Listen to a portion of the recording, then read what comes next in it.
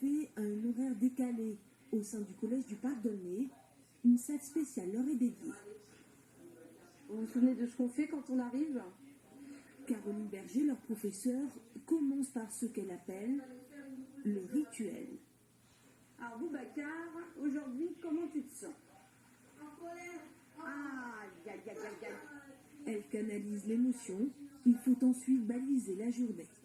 Aujourd'hui, on est quel jour? Jeudi. Le reste de la matinée est consacré à des tests sous forme de jeu. Un défi pour ces enfants. Allez, vas-y, continue, concentre-toi, Boubacar. Le but, c'est de faire une pause en jouant, en travaillant, mais aussi en vérifiant le vocabulaire, les phrases.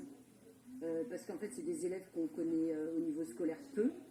Et par exemple, c'est tout bête, mais moi, je viens de m'apercevoir que Boubacar, il savait correctement lire et correctement associer un mot. Quoi. Voilà, ça tourne.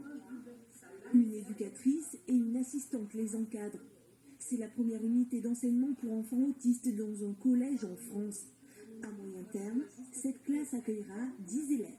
On a des enfants qui peuvent être très différents dans leur fonctionnement, mais qui ont comme point commun d'avoir des difficultés pour comprendre les codes sociaux et échanger avec les autres.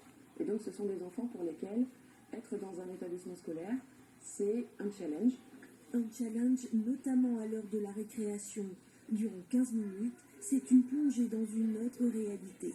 Vous vous souvenez où on se met, Adam, Boubacar, Rafi? Est-ce que vous vous souvenez où on se Au milieu des 600 élèves de l'établissement, Gracia, leur assistante, veille. Pour eux, ils ont un périmètre, ils restent sur ce périmètre-là.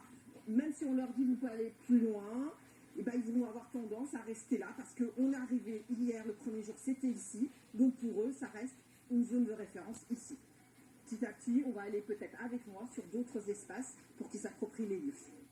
Cette unité a vu le jour grâce au partenariat entre l'hôpital Robert Ballanger, l'éducation nationale et le département. Des initiatives encore trop rares. En France, des milliers d'adolescents autistes ne sont pas scolarisés.